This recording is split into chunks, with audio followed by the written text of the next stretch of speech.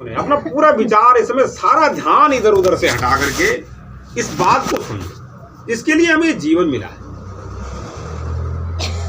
अब ये विचार ये करना है, आपको खुद निर्णय करना है। कोई बात अलग से ऐसी नहीं होगी जो आपको लगे कि बात अलग की हो। आप इसको आसानी से बहुत सरल विचार शब्दों से समझ सकते हैं। इस पूरे जगत में 84 लाख योनियां हैं, उसमें इतने जीव जंतु हैं, अनेक विभिन्न विभिन्न प्रकार के प्राणी हैं। उसमें कुछ जलचर, जल में रहने वाले, कुछ पृथ्वी पर चलने वाले थलचर, और कुछ आकाश में उड़ने वाले जीव जंतु हैं, और कुछ सूक्ष्म जीव जंतु हैं, और सूक्ष्म से भी कुछ इतने सूक्ष्म जीव जंतु हैं कि वो हमारे इन आंखों से दिखाई नहीं पड़ते। इन आंखों से हम उनको देख नहीं सकते। यदि आप 1 ग्राम मिट्टी कहीं से ऐसे उठाएं तो उसमें 4 करोड़ जीव हैं। कितने? 4 करोड़, जो हमारे आंखों से दिखाई नहीं देते। जल में भी, वायु में, और हर जगह जीव हैं। अब आपको ये जानकर आश्चर्य होगा कि वो जो जीव हैं उनका जीवन है, तो उनकी कुछ जरूरतें हैं। सबसे बड़ी जरूरत क्या है? सब जीव, जितने भी जीव हैं और मनुष्य भी, सबसे बड़ी जरूरत क्या है बताइए? सबसे बड़ी जरूरत है श्वास की। आप समझ रहे बात की नहीं? तो उन जीवों की और हमारी भी श्वास को कोई चला रहा है कि नहीं चला रहा है? या हम अपनी श्वास अपने आप चलाते हैं? विचार करो। तो उनकी श्वास को कोई चला रहा है कि नहीं चला रहा? तो ये बात ये सिद्ध हो गई है कि कोई ऐसी भी पावर है यहाँ, एक ऐसी शक्ति है जो सबको, जिसने बनाया है और सबकी जरूरत भी वो पूरी करती है। तो सांस लेने के बाद फिर सबका पेट भरना। अब पूरे जगत में कोई भी प्राणी ऐसा नहीं है कि जो भूख से मरता। प्रारब्ध से किसी को हो गया तो वो नहीं कह सकते, पर आपने देखा नहीं होगा कि जो भी जीव है कोई भूख से मर गया। भगवान ने ऐसी व्यवस्था बनाई है, जिस पत्ते में जो कीड़ा लगा है तो उसको खाने के लिए इतना है कि वो कितना भी खाए और फिर भी बच जाएगा। आप विचार कर सकते हैं इस बात को ठीक से। देखो भगवान की अहेतु की कृपा, देखिए आप, कितनी बड़ी कृपा है। परंतु प्यारे, कभी भी हमारा ये ध्यान नहीं जाता। सबका पेट भरता है, लेकिन ये मनुष्य जो है ना, ये पेट के लिए इतना दुखी रहता है, इसका पेट नहीं भरता कभी। क्यों?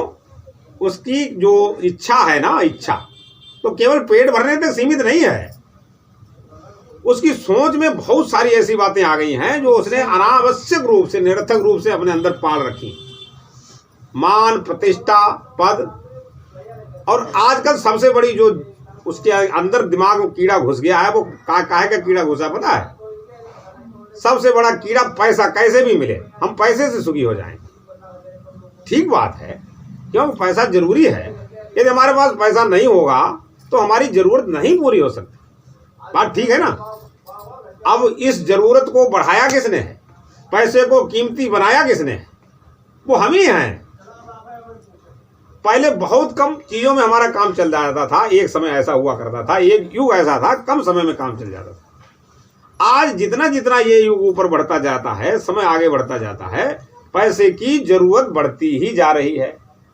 अरे इस देहात में, गांवों में तो तब भी सुकून है। आपने देखा होगा, शहरों में लोग मशीन बन गए हैं, मशीन। आप विचार कर सकते हो इस बात।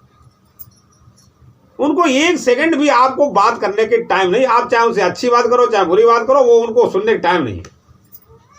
क्यों? उनके हर सेकंड की कीमत है।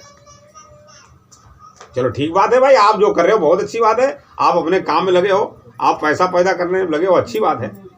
पैसा आपकी जरूरत है, अच्छी बात है। ध्यान दें, बहुत जरूरी बात है ये सत्संग में आपकी इस समय जो ये बात हो रही है हम सब लोगों के मध्य, तो ये बहुत विचित्र बात। इस बात को यदि आप विचार करेंगे, समझेंगे, अभी आप श्रवण करेंगे, फिर मनन करेंगे, फिर आपको लगेगा कि कोई बात ऐसी है, तो आपके जीवन में जरूर उतरेगी ये बात। क्योंकि जब सही बात समय पर होती, सही समय पर की जाती है, तो उसका असर अवश्य होता है। ऐसा आप मानते हैं कि नहीं मानते? तो पैसा आपकी जरूरत है, ठीक बात है। परंतु विचार ये है कि क्या पैसे से हम सुखी हो जाएंगे? क्या हमारे पास और पैसा बढ़ जाए उससे हम सुखी हो जाएंगे? या पहले की अपेक्षा अब हमारे पास पैसा बढ़ा है क्या सुखी हम हो गए? नहीं भैया प्यारे, इस बात को ठीक से समझ लो। तो इसके लिए सबसे पहले आपको यह स्वीकारना होगा कि इस पूरे जगत में एक पावर है जो यहाँ काम कर रही है। उसको चाहे आप ईश्वर कह सकते हो, अल्लाह कह सकते हो, चाहे गॉड कह सकते हो, वो एक परम पावर एक ही है, वो चार नहीं है, एक ही है। तो कभी अब देखा गया है कि उस पावर के लिए ही बहुत सारे लोग लड़ते हैं, झगड़ते हैं। कोई कहता है अल्लाह के नाम से लड़ जाता है, तो कोई वो जो है भगवान के नाम से लड़ रहा, वो कह रहा नहीं मंदिर में नहीं कोई जा सकते, वो मस्जिद में नहीं। अरे भाई वो एक ही है, वो चार नहीं है, वो एक है, वो सबकी व्यवस्था को चला रहा है और हम सब उसके अंश हैं। तो इस नाते हमारा आपस में भी एक संबंध है। एक पिता के चार पुत्र हैं तो उनका आपस में कोई संबंध है कि नहीं है? उनका संबंध तो पिता के नाते ही तो हुआ है कि नहीं हुआ?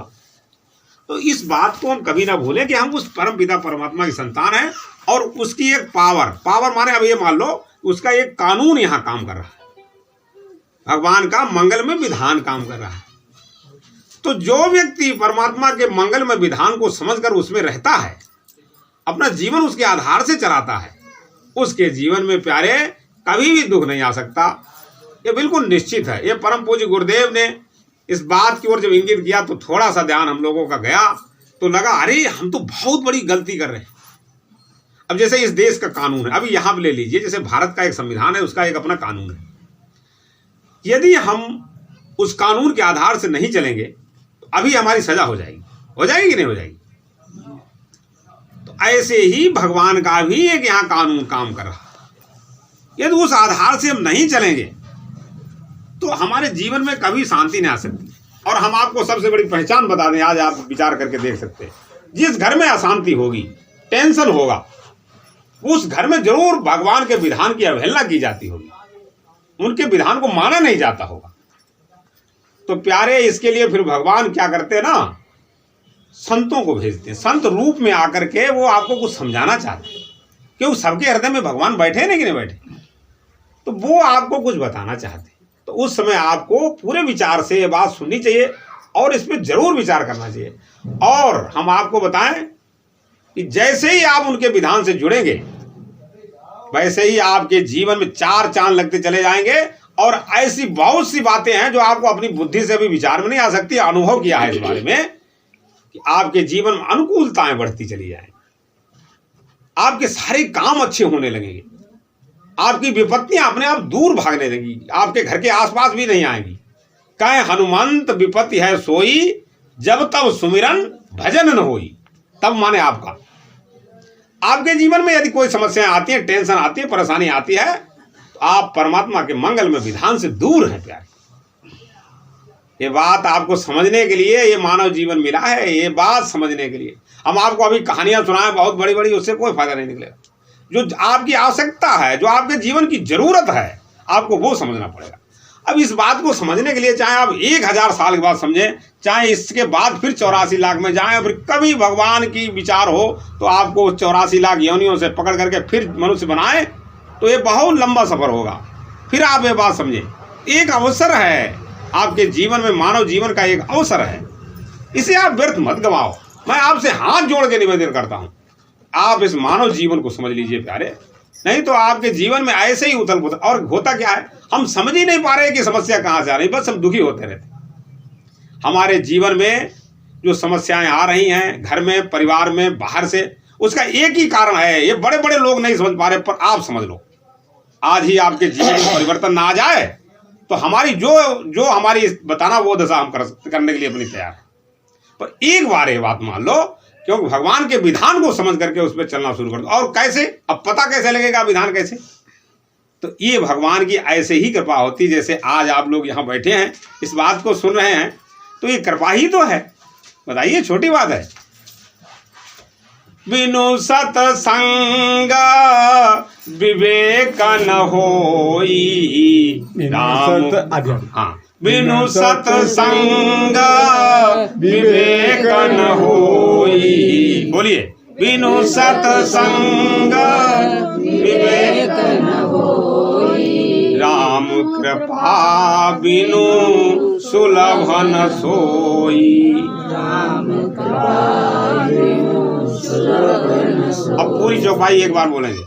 बिनु सतसंग विवेक न होई, और राम कृपा बिनु सुलभ न सोई। बिनु सत्संग विवेक न होई, राम कृपा बिनु सुलभ न सोई। बिनु सतसंग न हरि कथा, तेहि बिनु मोहन भाग, और मोह गए बिनु राम पद, होई न दृढ़ अनुराग।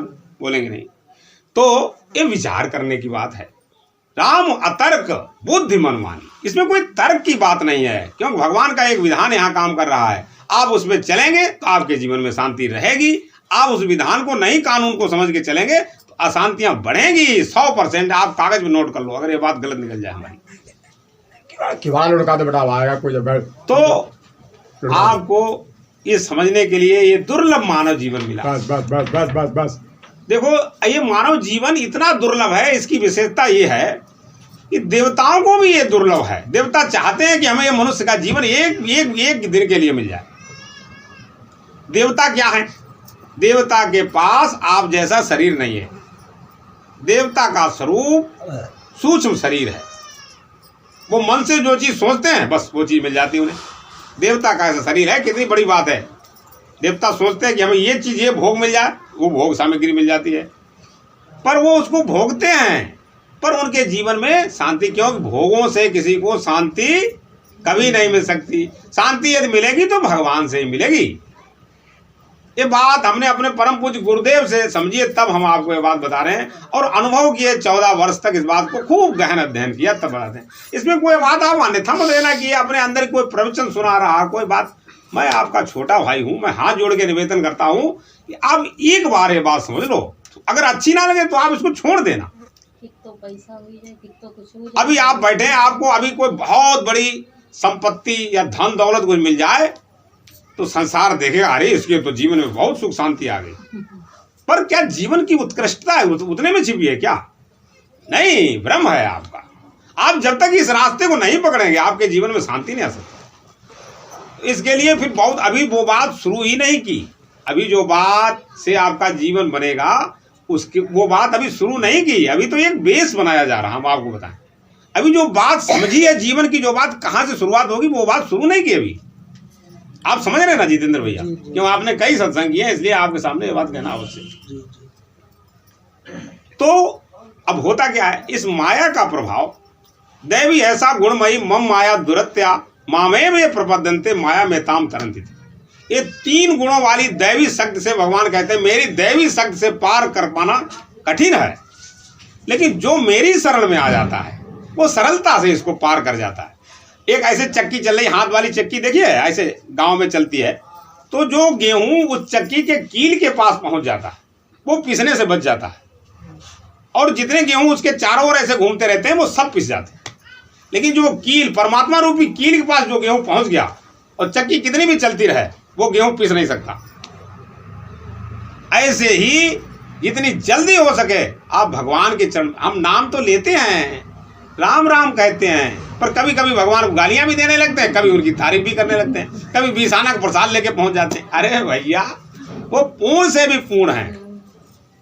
पूर्ण मदा पूर्णात् पूर्ण मुदच्यते पूर्णस्य पूर्णमादाय पूर्णमेवावशिष्यते। वो पूर्ण से भी पूर्ण है, उन्हें कुछ नहीं, वो सिर्फ भाव। भाव का भूखा हूं मैं, और भाव ही एक सार है, भगवान कहते हैं। और भाव से मुझको भजे जो भव से बेड़ा पार है। भाव बिन सुनी पुकारे मैं कभी सुनता नहीं। भाव पूरित टेर ही करती मुझे लाचार है। भगवान भाव उसके भूखे हैं, वो कुछ नहीं चाहिए आपका। करने से परमात्मा का कोई संबंध नहीं। तुम 1 घंटे बैठ के राम राम राम राम राम जपते रहो, कुछ नहीं हो सकता। अब मालाएं दिन भर, माला फेरत जग हुआ और फिरा न मन का फेर। कर का मन हाथ का, कर का मन का माने गुड़िया, उसकी मूंगा, ठीक है। कर का मन का डारी के, मन का फेरी। हमारे मन में जो ये विषय वासनाओं की जो ये भोग वासनाएं हमारे अंदर घुस गई हैं हमारे मन में हजारों जन्मों से, ये कैसे निकले? तो प्यारे, इसका एक ही उपचार है, जो भगवान की, जब बहुत भगवान तुम पर दया करते हैं ना, तो गुरु वेश में वो किसी न किसी को भेजते हैं आपके पास। वो जो आपको बताएं बात, उनकी बात को तो समझ लो। अगर बुरी लगे तो मत समझो, अगर अच्छी बात लगे तो उस पर 100 बार विचार करो, नहीं तो 100 बार जन्म लेंगे, 100 बार फना होंगे, जीना नहीं आया तो जीवन से जुदा होंगे। हम चल तो रहे हैं पर हमें जाना कहाँ ये हमें पता ही नहीं है। हम जीवन जिए जा रहे हैं अपनी झोंक में, पर हमें कहाँ जाना है, क्या करना, लक्ष्य क्या है हमारे जीवन का, मानव जीवन का लक्ष्य क्या है, किसके लिए हमें ये जीवन मिला है, इसमें हमारा कभी ध्यान नहीं है। तो आज बड़े भाग्य से आज मौका मिला है, बोलिए, बड़े भाग्य से आज मौका मिला है, ये मौका गंवाने की मत भूल करना, बोलिए, मत भूल करना। आए हो बेशक रैन बिता लो, आए हो बेशक रैन बिता लो, पर कब्जा जमाने की मत भूल करना, जमाने की मत भूल करना। तेरे से पहले अनेकों मुसाफिर, तेरे से पहले अनेकों मुसाफिर आए कमाए खाए चले गए, आए कमाए खाए चले, ना खुद रहे ना गए साथ लेकर, गए साथ लेकर, तुम भी इसको ले जाने की मत भूल करना, जाने की मत भूल करना। सहस भाव 10 बदन दसानन, भले बचे न काल बली से, मन पछतई है अवसर बीते। यदि ये अवसर निकल गया फिर आपको दुख होगा, आप पछताएंगे निश्चित रूप से। और एक सबसे बड़ी बात, हमें पता ही नहीं लगता कि हमसे भूल क्या हो रही है, ये कौन बताएगा हमको? सबसे बड़ी तो गलती जी है, सबसे बड़ी गलती है। देखिए, ये अनुभव करने के बाद आपको, अभी से आप लगे रहो तो कम से कम 10 वर्ष के बाद ये बात समझ में आएगी आपके। क्या समझ में आएगी कि हमसे गलती क्या हो रही है, भूल कहाँ हुई, हमारे जीवन का लक्ष्य क्या है। ये 10-12 वर्षों के बाद अगर निरंतर विचार करेंगे, आप देखो आप कितनी बड़ी गलती कर रहे हैं, कितनी बड़ी गलती। और ये वो जीवन है, ये इतना बड़ा जीवन मानव जीवन है। आयुषा क्षण एको अभी सर्वरत्नान लभते नीते तद व्रथायन प्रमादो शुभान। मानव जीवन संसार के जितने भी कीमती रत्न है ना, उनसे भी कीमती मानव जीवन है। इसका एक एक क्षण दुर्लभ है।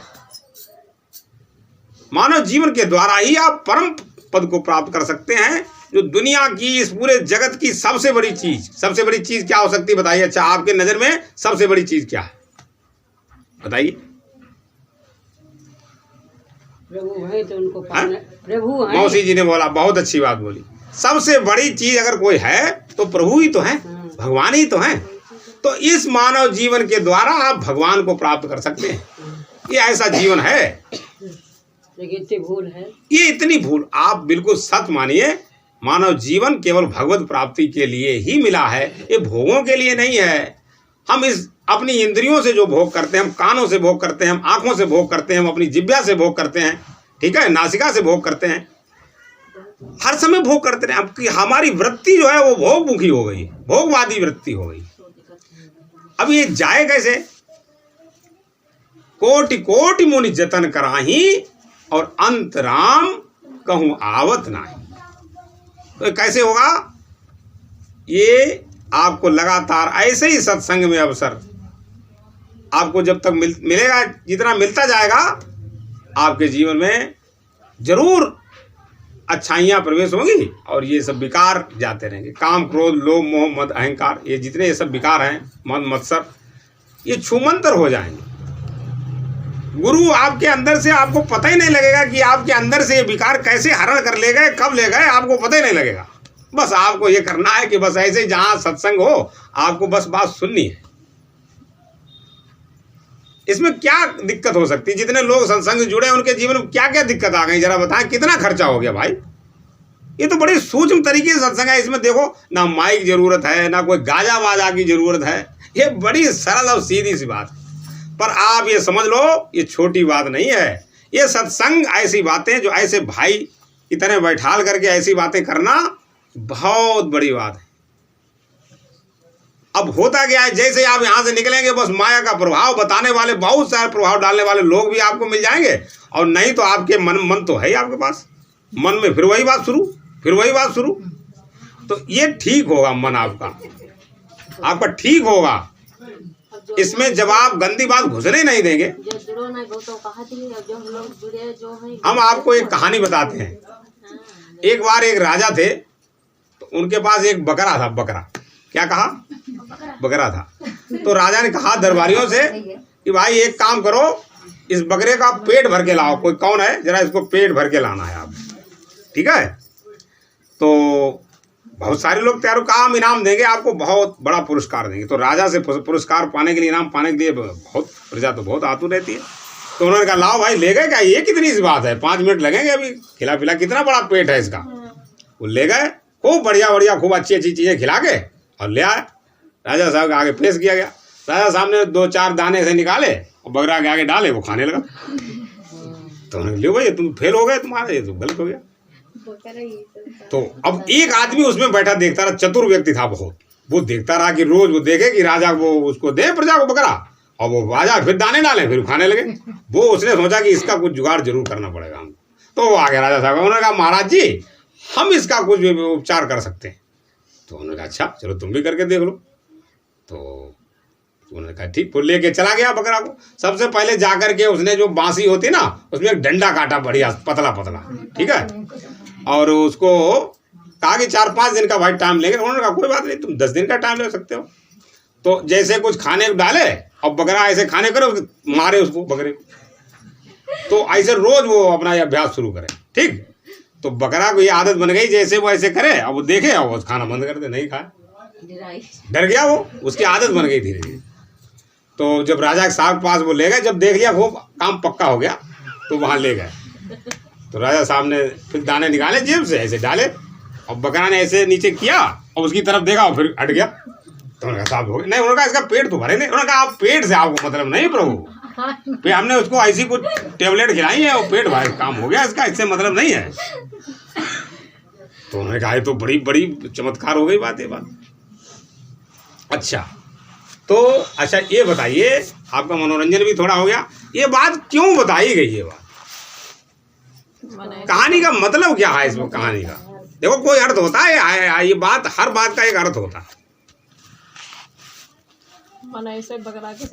हाँ, यदि आप अपने मन को इसी तरीके से सत्संग में रोज ला करके हमेशा उस पर अच्छी बातें डालते रहेंगे तो एक दिन वो जरूर आएगा कि आपका मन आपके आधार पे ही काम करना शुरू होगा। बोलिए गुरुदेव भगवान की। अब 2 मिनट आपको एक कीर्तन दोहराना है, उसके बाद हमारे श्याम नारायण जी, क्योंकि हम लोगों में सबसे ज़्यादा गुरुदेव ने सत्संग किया है और आधा घंटा